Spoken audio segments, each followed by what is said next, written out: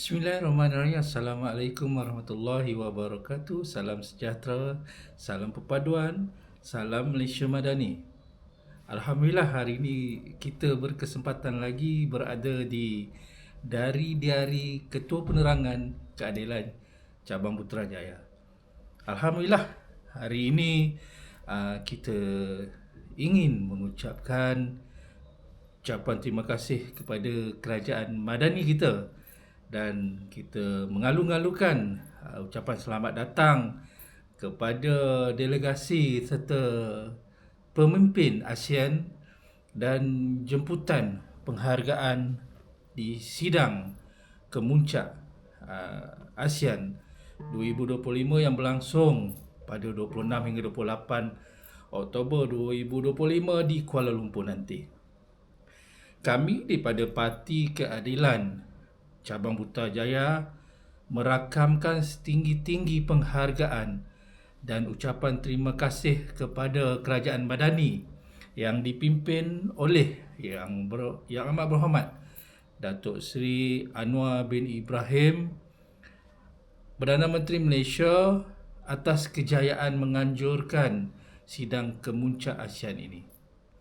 Ianya akan berlangsung di Kuala Lumpur dan semestinya sidang ini akan berjalan dengan penuh kebijaksanaan, tertib dan berwibawa.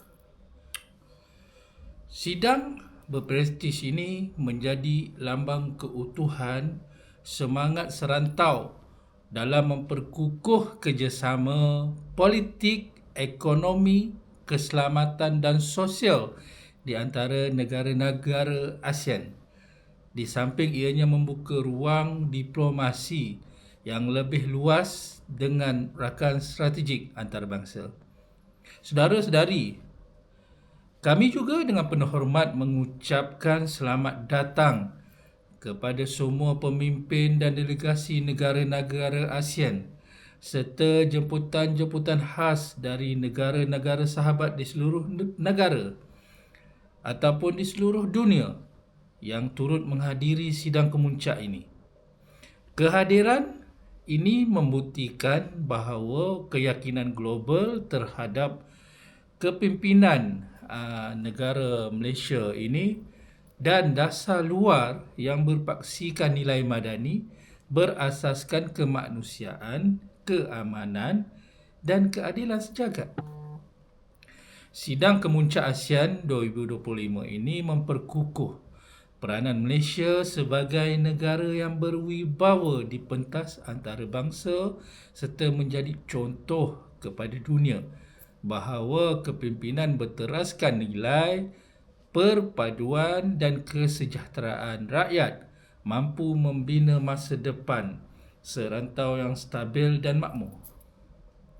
Kami merakamkan sekali lagi ucapan tahniah dan syabas ke atas kepimpinan Perdana Menteri Malaysia Yang Amat Berhormat Datuk Seri Anwar Ibrahim bersama-sama dengan Kabinet Menteri kerana penganjuran sidang kemuncak ASEAN ini, dan ianya diharapkan akan berlangsung dengan sempurna dan harmoni.